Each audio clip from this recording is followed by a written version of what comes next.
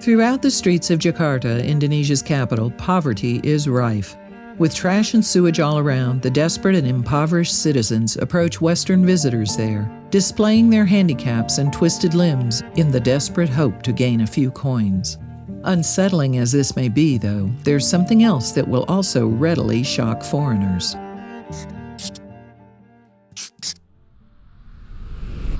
Fully clothed and arms outstretched, what looks like a small child approaches you for money. But as it gets closer, you realize with horror that what you are seeing isn't even human. In fact, peeking out from behind a doll's mask is actually a monkey. Disturbingly human in appearance, this unsettling and eerie spectacle wouldn't look out of place in a macabre horror movie. But the nightmare here is indeed theirs, for these are Jakarta's topeng monyet, or masked monkeys, captured and forced to perform for money. These monkeys are shackled in chains and enslaved to a life of performance, rigorously trained to walk on their hind legs, ride bikes, juggle, dance, and replicate other human traits. Indeed, perhaps what's most disturbing about these spooky creatures is that they appear like ghostly mini versions of ourselves. Maybe then they evoke our basic human fear of capture and disempowerment. In recent years, animal rights groups have been campaigning strongly to stop the cruel practice. They state that the animals are exposed to high levels of barbaric cruelty. The system is fed by poachers who capture wild monkeys from the forests and sell them to trainers for just a few dollars each.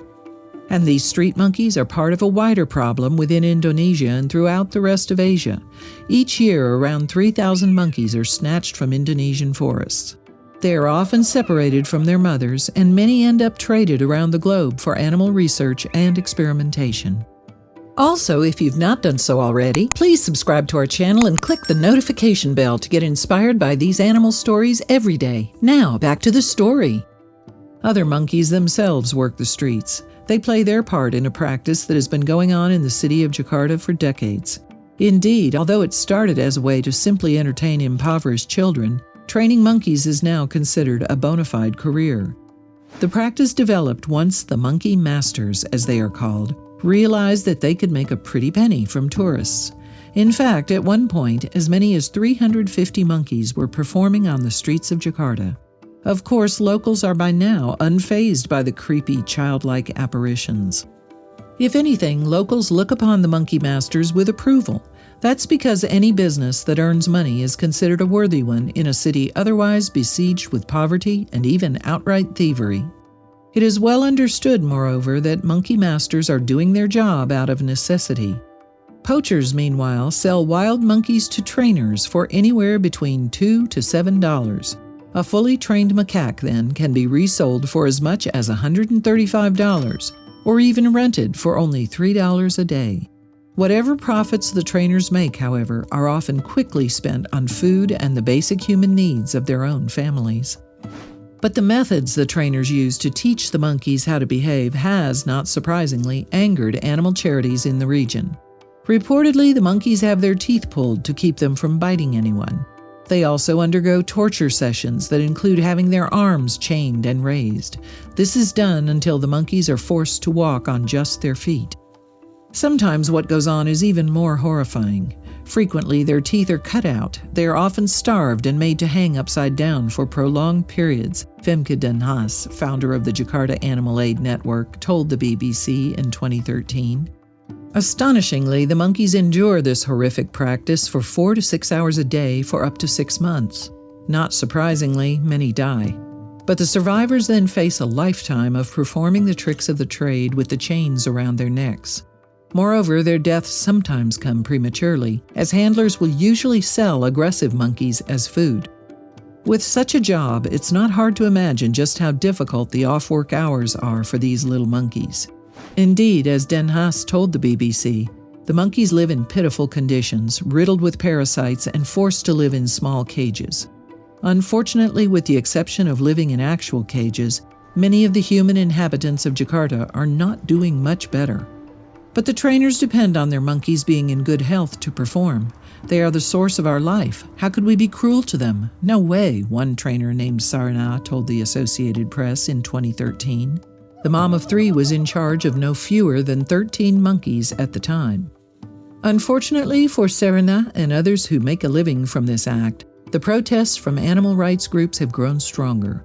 The government, moreover, has taken notice. In 2012, Jakarta Animal Aid Network was given its permission to confiscate 40 street monkeys. Consequently, it turned out that the poor creatures were in fact infected with parasites and diseases such as hepatitis and tuberculosis. It was partly the fear of such diseases spreading to humans that facilitated further government crackdown on the situation. In October 2013, then, Governor Joko Widodo decided to outlaw the practice. Talking to local press, he explained that the exploitation of monkeys for performances has become an international issue, and the city administration will act immediately to save them. And Widodo's fears about human infection appear to be founded. In fact, Jakarta Animal Aid Network has claimed to have discovered some people in one housing complex in the east of the city who had contracted tuberculosis from their monkeys. Knowing this, the ban couldn't come soon enough for the organization. The city government promised to buy back all of Jakarta's street monkeys for around $90 each before sheltering them at the city's Ragunan Zoo. To further compensate those losing money on the trade, Widodo said that all owners would receive training to develop skills to land new jobs. The street sweep duly got underway, and many animals were rescued and quarantined. Posters were also placed around the city explaining just how hazardous monkeys can be to community health. Overall, then, the ban has been considered a success. All the confiscated monkeys have been rehabilitated, and 3 out of 5 groups have been successfully released back into the wild, Jakarta Animal Aid Network said in August 2016 update on its website. The network is now preparing to release the last 2 groups of monkeys who have been undergoing more than 3 years of rehabilitation. As of 2016, moreover, the network has secured an additional ban on dancing monkeys in Indonesia's West Java province. And following its victories, it is continuing to campaign for a national ban across the whole of Indonesia. With such hard work, then, it seems that the country's monkeys may have a brighter future in their natural habitats. Hopefully, then, their days of dancing on the streets for money are numbered. If you liked the video, please give it a thumbs up and consider sharing it with your friends and family. Thanks again, and we'll see you in the next one.